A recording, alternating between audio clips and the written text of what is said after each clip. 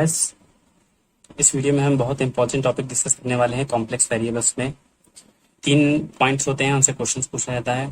आपके सामने 3 पॉइंट लिखे हुए हैं: removable singular point and essential singular point, the last one is poles. So in this lecture we will try to understand कि what is removable singular point and essential singular point and pole. तो देखिए, Laurent series expansion का एक वो है, format है। F Z is equal to N equal to 0 to infinity A N Z minus Z naught की power N. ठीक है, ये एन जेड की पॉजिटिव पावर वाला टर्म्स है, इसको एनालिटिक पार्ट बोलते हैं। N equals to 1 to infinity, ठीक है, क्योंकि 0 नहीं रखेंगे, 0 रखेंगे तो नीचे 0 वाली चीज, तो एन इक्वल्स टू यहाँ तो 0 से infinity, this is from 1 to infinity b n upon z minus Z naught की power n. This is known as principal part. z की पावर नीचे है तो मतलब ऊपर जाएगा, तो z की negative power is known as principal part. एकदम सिंपल लैंग्वेज में z की positive power means analytic part. ठीक है, अब हम समझते हैं कि रिमूवेबल सिंगुलर पॉइंट क्या होता है। ठीक है, मैं एक डेफिनेशन बोलता हूं, you can note it down, समझ लीजिए पहले। If there are no terms in the principal part, in the principal part, okay, ये principal एक्चुअली में ये वाला principal path, there are no terms in the principal part, यानी z की negative part वाला कोई टर्म नहीं है, तो कौन सा होगा? Only positive power. ठीक है, तो F Z part of F Z, then Z naught is called as removable singular point. ठीक है, फर्स्ट जो पॉइंट था ये हमारा क्लियर हुआ डेफिनेशन वाइज। अभी हम इसको एग्जांपल वाइज लेके आपको समझा देंगे, एक क्वेश्चन कर देंगे, हर एक प्रॉब्लम में एक एक क्वेश्चन हर एक टाइप का। रिमूवेबल सिंगुलर पॉइंट, ठीक है, यानी कि निगेटिव पावर वाला टर्म्स नहीं होगा जेड की, तो फिर रिमूवेबल सिंगुलर पॉइंट कहलाएगा। ठीक है, चलिए इस पे पहले प्रॉब्लम कर लेते हैं, फिर बाकी प्रॉब्लम्स यानी कि डिफिनेशन देगा हम इसमें प्रॉब्लम। एग्जांपल कि एफ जेड है is equal to Z minus sine Z upon Z cube. ठीक है, आप इसको और क्या लिख सकते हैं? जेड साइन जेड का एक्सप्रेशन, यानी कि साइन एक्स का क्या होता था, तो साइन जेड का जेड के टर्म्स में रहेगा। साइन एक्स का होता था एक्स माइनस, तो Z minus X cube upon factorial 3। ठीक है, प्लस एक्स की पावर 5 अपॉन फैक्टोरियल 5, अल्टरनेट होता था, ऑड पावर होती थी। ठीक है, तो Z cube upon factorial 3 plus Z की पावर 5 अपॉन फैक्टोरियल 5, प्लस हो गया तो माइनस ऐसे चलेंगे, डिवाइड में जेड क्यूब है। ठीक है, तो ये जब ब्रैकेट ओपन करेंगे तो जेड से जेड कैंसिल हो जाएगा, और ये जो निगेटिव वाला टर्म्स है वो सब प्लस हो जाएगा, प्लस वाले निगेटिव हो जाएंगे, यानी कि जो आपका बचेगा वो क्या बचेगा? जेड क्यूब अपॉन फैक्टोरियल 3, ठीक है, माइनस जेड की पावर 5 अपॉन फैक्टोरियल 5, ऐसे माइनस के बाद प्लस रहा होगा। ठीक है, ये आपका प्लस हो जाएगा, जेड की पावर 7 अपॉन फैक्टोरियल 7। ठीक है, माइनस ऐसे डिवाइड बाई जेड क्यूब को इंडिविजुअली डिवाइड कर देंगे तो कैंसिल हो जाएगा, तो 1 upon factorial 3 minus Z square upon factorial 5 plus Z की पावर 4 अपॉन फैक्टोरियल 7। ठीक है, बस देखिए, कोई जेड की नेगेटिव पावर है नहीं, जेड की पॉजिटिव पावर है, स्क्वायर है, 4 है, फिर 6 पावर आएगी, तो no negative part of Z. ठीक है, no negative part of Z की पावर वाला कोई नहीं है, मतलब ज्यादा प्रिंसिपल पार्ट नहीं है। जब प्रिंसिपल पार्ट नहीं होता है तो क्या होता है? Removable singular point. तो बोल देंगे इसलिए Z is equal to 0 is removable singular point. ठीक है, इस पे बहुत अच्छे अच्छे क्वेश्चन फ्रेम होते हैं, और ये भी एक टाइप का क्वेश्चन ऐसे ही पूछा जाता है। 4 ऑप्शन दे देगा, removable, essential, pole, none of this, और ये कोई एक्सप्रेशन, ये क्वेश्चन दे देगा, तो आपको ऐसे सॉल्व करना है। रिमूवेबल सिंगुलर पॉइंट, ठीक है, यहाँ पे लिख लीजिए, no negative power of, no negative part या पावर ऑफ जेड एक ही चीज। ठीक है, ये हो गया एकदम एक्सप्लेनेशन, आपको समझ में आ गया होगा।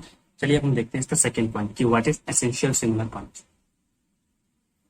सेकंड पॉइंट देखते हैं। देखिए, if there are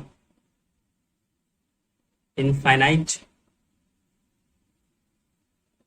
infinite number of infinite number of terms किसमें in the principal part in the principal part यानी कि z की नेगेटिव पार्ट की बात हो रही है principal part of F Z ठीक है then z naught is called as essential singular point ठीक है essential singular point इसका एग्जांपल देख लेते हैं कोई एक ठीक है F Z is equal to e की पावर 1/z इसे एक्सपेंशन करेंगे तो ई की पावर एक्स का क्या होता है 1 + x ई की पावर एक्स का क्या होता है 1 + x + x² upon factorial 2 + x³ upon factorial 3 + x की power 4 upon factorial 4 like that तो ई की पावर x की जगह 1/z रख देना 1 + 1/z अपॉन फैक्टोरियल 1 का 1 + 1/z² upon factorial 2 + 1/z³ upon factorial 3 ऐसे कर देना एक्सपेंशन जब हम देखेंगे तो z की क्या है इनफाइनाइट नंबर ऑफ टर्म्स है z की नेगेटिव पावर क्योंकि 1/z z² z³ ऐसे चलता चला जाएगा infinite number of negative power of z यहाँ लिख दीजिएगा इनफाइनाइट नंबर ऑफ मतलब नंबर ऑफ नेगेटिव पावर तो ये क्या हो जाएगा ये हो जाएगा इसलिए z = 0 जो है यहाँ पे इसेंशियल सिंगुलर पॉइंट ठीक है z = 0 is essential singular point essential singular point okay guys चलिए अब हम इसका एक थर्ड पॉइंट देख लेते हैं लास्ट समझ में आ गया ना इसमें देखिए क्या था if there are infinite number of terms in the principal part बोले तो जो लॉरेंट सीरीज हमने बनाया था उसमें प्रिंसिपल पार्ट क्या था z की नेगेटिव पावर तो हमने देखा जब एक्सपेंशन को ओपन किया z की नेगेटिव पावर इनफाइनाइट यानी सीरीज चलती चली जाएगी इसलिए z = 0 is essential singular point हमने देखा रिमूवेबल सिंगुलर और एसेंशियल सिंगुलर अब लास्ट केस देखते हैं पोल क्या होता है थर्ड पॉइंट है last one if there are finite number of terms in principal part में फाइनाइट है नॉट इनफाइनाइट यहाँ पे इनफाइनाइट नंबर ऑफ टर्म्स यहाँ finite number of terms in principal part ठीक है of F Z then z naught is called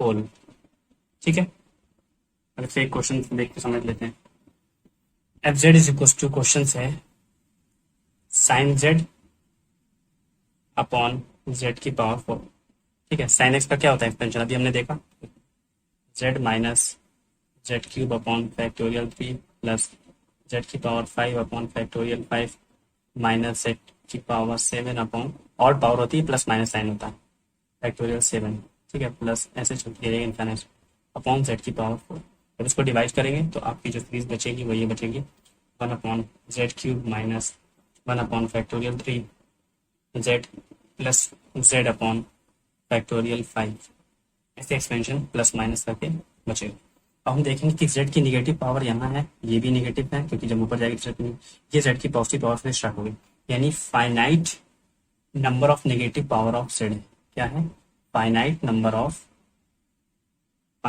off negative power of z है इसलिए z = 0 is a pole